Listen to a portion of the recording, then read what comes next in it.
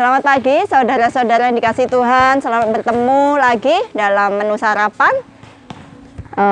Makan firman, makanan yang sesungguhnya buat jiwa kita yang membuat hidup benar-benar hidup. Kita ada di lapangan bola. Terima kasih lapangan basket. Terima kasih buat tim yang luar biasa, kreatif dan mengembangkan semua untuk melayani, untuk mendukung orang dalam pemberitaan firman Tuhan. Bicara olahraga tentu tidak pernah jauh dari yang namanya kompetisi, pertandingan, perlombaan. Dan Alkitab kita tahu ada banyak ayat mengatakan tentang lomba, kompetisi dan sebagainya. Antara lain di Filipi 3 ayat 14, berlari-lari kepada tujuan untuk memperoleh hadiah. Berarti seperti ada lomba, ada lintasan lari, dan pelarilah sedemikian rupa sampai kita memperoleh hadiah itu secara sah. Lalu Ibrani 12 yang bilang kita punya banyak saksi bagaikan awan yang mengelilingi. Jadi seolah-olah seperti stadion gitu, gambarannya stadion dengan banyak penonton begitu meriah dan seru, dan kita dianjurkan untuk tanggalkan semua beban yang merintangi kita untuk berlomba dengan tekun lomba. Lalu 2 Timotius pasal 4 ini Paulus secara pribadi bilang, aku telah mengakhiri pertandingan dengan baik. Aku telah bertanding, memilih pertandingan yang baik dan aku menjalaninya. Begitu kira-kira arti yang lebih detailnya. Dan aku telah mencapai garis akhir. Itu suara kemenangan bahwa dia telah menyelesaikan pertandingan dalam hidupnya.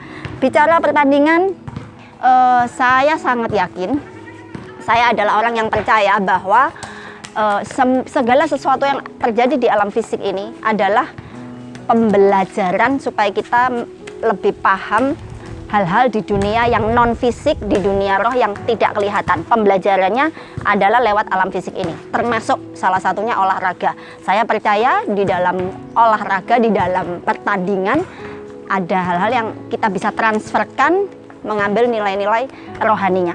Kita hidup adalah pertandingan. Yang jelas itu, kalau kita ada bertanding di alam fisik dan kita merasakan ya semua emosi, semangat, daya juang, dan itu semua, itulah yang akan membuat kita lebih mudah mengerti untuk mentransferkan pertandingan fisik ini ke pertandingan roh. Kira-kira sama ininya, bangun manusia batinnya, semangatnya, hanya itu terjadinya di alam roh. Di alam roh bagaimana kita bertanding di alam roh? Pertama, kita bertanding itu dengan memang melawan roh-roh di udara, itu sudah jelas. Seperti Efesus pasal 6 ayat 12 mengatakan demikian. Karena perjuangan kita, perjuangan, perlombaan, pertandingan ya sejenis, bukanlah melawan darah dan daging, tetapi melawan pemerintah-pemerintah, melawan penguasa-penguasa, melawan penghulu-penghulu dunia yang gelap ini, melawan roh-roh jahat di udara. Jadi inilah pertandingan kita yang sesungguhnya. Karena kita juga adalah makhluk roh. Alkitab mengatakan demikian. Bagaimana caranya manusia kita yang sangat lemah, fana, kok bisa dipasangkan bertanding dengan setan-setan, roh-roh di udara, pemerintah, penghulu, penguasa-penguasa, penghulu dunia yang gelap ini, dan ya seperti itu. Bagaimana kita bisa menjadi lawan yang sebanding? Nah, jawabannya adalah kita semua sudah tahu bahwa manusia Yesus Kristus adalah yang merintis semua kemenangan kita dengan dia lebih dulu maju di depan dan menghancurkan pentolannya gitu ya, kepalanya, mafianya itu dihancurkan lebih dulu. Dan itu kita bisa baca di dalam Ibrani 2 ayat 14. Karena anak-anak itu adalah anak-anak dari darah dan daging, maka ia, yaitu Yesus, juga menjadi sama dengan mereka dan mendapat bagian dalam keadaan mereka, yaitu darah daging. Supaya oleh kematiannya supaya oleh kematiannya ia memusnahkan dia, ini yang tadi saya sebut mafia, pentolan, yaitu iblis yang berkuasa atas maut. Pertama, sumber dan induk dari segala kemenangan kita adalah kemenangan yang sudah dipetik Yesus. Yesus sendiri adalah seorang yang berlomba, dia adalah seperti seorang atlet juga. Dia fokus sama tujuan akhir garis finish di pertandingannya, yaitu dia disalib, dia mati, dan dia dibangkitkan. Itulah kemenangan, itulah mahkotanya yang terbesar dari segala mahkota, dan itu dia sudah selesaikan. Dan kita semua yang terhisap ngikut di dalam Yesus, kita pun sedang menjalani pertandingan yang sama di belakang Yesus. Kita juga akan menyusul seorang demi seorang, akan mencapai kemenangan di garis akhir itu. Pertama, ngelawan roh-roh jahat tersebut yang tadi kita baca dalam Efesus. Wahyu 12 ayat 11. Dan mereka yaitu manusia yang fana seperti kita, ya, seperti saya, saudara, yang tidak mungkin menang lawan setan begitu ya. Tapi kita dengan memegang teguh beriman kepada kemenangan Yesus, ayat ini sangat menegaskan dan meneguhkan, dan bahwa mereka, yaitu kita manusia, mengalahkan dia, si iblis, oleh darah anak domba dan oleh perkataan kesaksian mereka, yaitu kita sendiri, karena mereka tidak mengasihi nyawa mereka sampai ke dalam maut. Jadi pertama, kita pun dijanjikan, kepada kita dijanjikan kemenangan lawan iblis. Kita menang melawan iblis karena pertama anak domba itu, kedua perkataan mulut kita. Kita sudah banyak tahu itu. Itulah musuh-musuh kita yang roh-roh di udara. Jadi kita dimungkinkan menang lawan itu seperti Efesus tadi. Perjuangan kita bukan lawan darah daging, tapi roh-roh di udara itu. Dan itu dimungkinkan pertama karena Yesus sudah buka jalan. Lalu yang kedua, pertandingan yang kedua adalah pertandingan lawan diri kita yang lama. Ini yang saya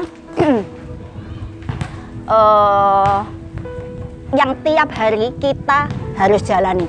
Tiap hari kita harus mewujudkan kemenangan Yesus di salib itu ke dalam keseharian kita, berbentuk kemenangan atas daging manusia lama kita. Ini perlu kelihatan buktinya di dalam keseharian kita. Karena kalau tidak, maka kematian Yesus dan kemenangannya di salib itu tidak ada hubungannya, tidak ada efeknya kepada keseharian kita sekarang ini.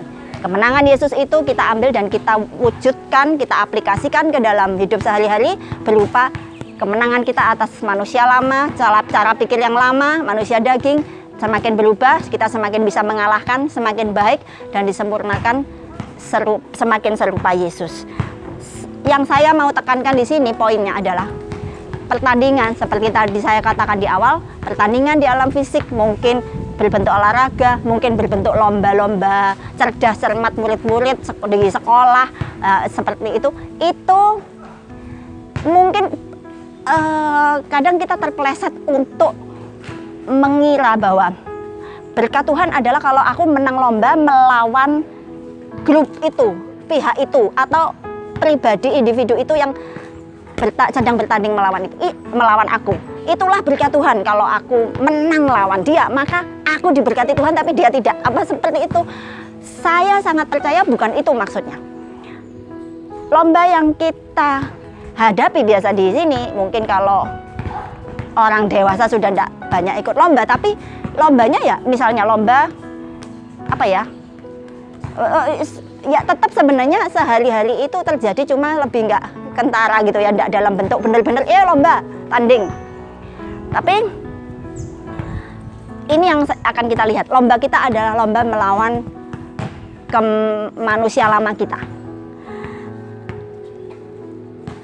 Sebenarnya setiap lomba, kalau anak kecil lebih banyak ikut lomba, anak-anak sekolah atau anak-anak kuliah, ada perlombaan-perlombaan begitu. Yang kita perlu perhatikan adalah bagaimana kita mengeluarkan yang terbaik dari diri kita untuk mengalahkan semua hambatan di dalam diri kita sendiri.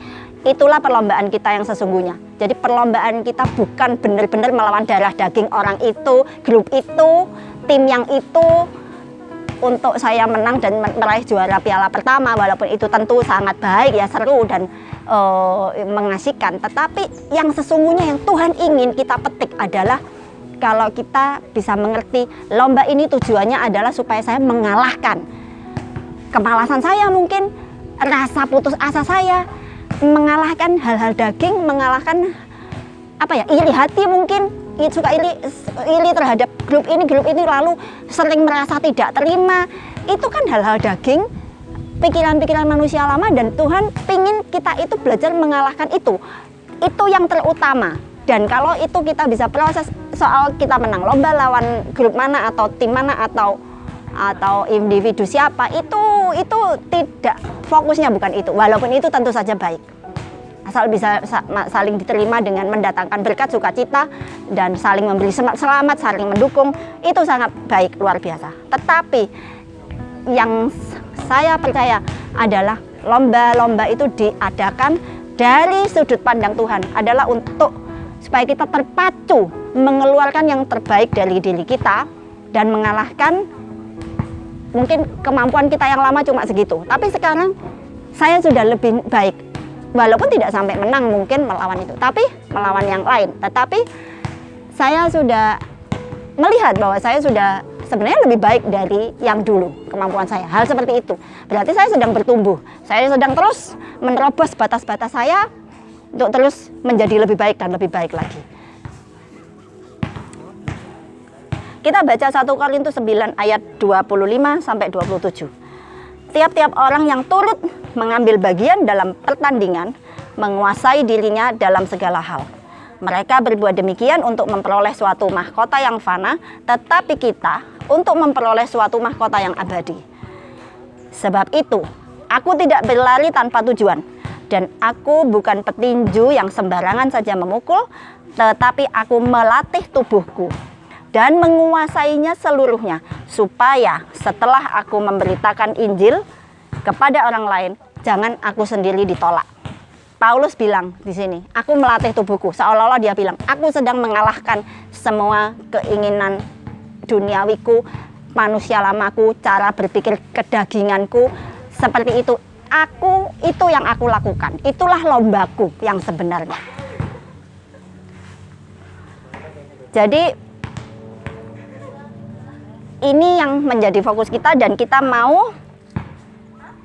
tidak mau rugi. Setiap lomba, baik yang kelihatan secara resmi ini merupakan lomba, atau itu hal-hal yang mungkin aku berlomba dengan waktu, ini tugas ini atau dalam pekerjaan ini deadline atau batas waktunya harus sekian-sekian, mungkin itu juga mungkin lomba. Tetapi di dalam keseharian kita semua ingat, kita semua berlomba melawan kedagingan kita, melawan manusia lama kita. Pastikan bahwa kita menang bersama Yesus melawan segala manusia daging kita, supaya kita memperoleh mahkota yang abadi, bukan mahkota yang fana yang nanti sebentar lagi semua akan lenyap, tetapi mahkota yang abadi yang bertahan sampai hidup kekal. Saya percaya juga itu yang membedakan Daud dengan orang Israel lain waktu melawan Goliat. Daud adalah orang yang terlebih dulu sudah menang dengan dirinya sendiri, dia sampai sehingga buahnya adalah dia mampu mengalahkan Goliat itu. Sedangkan orang Israel, mereka adalah orang-orang yang tidak tahu bagaimana bertanding, berlomba, seperti Paulus melatih tubuhnya, menguasai dirinya, dan mengalahkan, menaklukkan kedagingannya dengan kuasa Roh Kudus, sehingga mereka tidak tahu bagaimana mengalahkan Goliat. Ya, kita mau belajar untuk melihat pertandingan-pertandingan, baik anak kita di sekolah atau di kuliah, olimpiade sains dan sebagainya. Kita belajar melihat itu dengan kacamata Tuhan, dengan kacamata dari dunia roh, bahwa di dalam semuanya kita bukan sedang berusaha mengalahkan darah daging, tetapi roh-roh di udara yang salah satu bentuknya adalah kekuasaan daging, manusia daging dalam diri kita, diri masing-masing. Jadi semangati anak-anak kita secara demikian, keluarkan yang terbaik dari dirimu. Itulah yang sudah cukup menyenangkan Tuhan. Bukan untuk menang lomba secara fisiknya di dunia fisiknya, walaupun itu baik, tapi bukan fokusnya. Ya, sekian pemberitaan, sekian menu sarapan dari saya. Tuhan Yesus memberkati.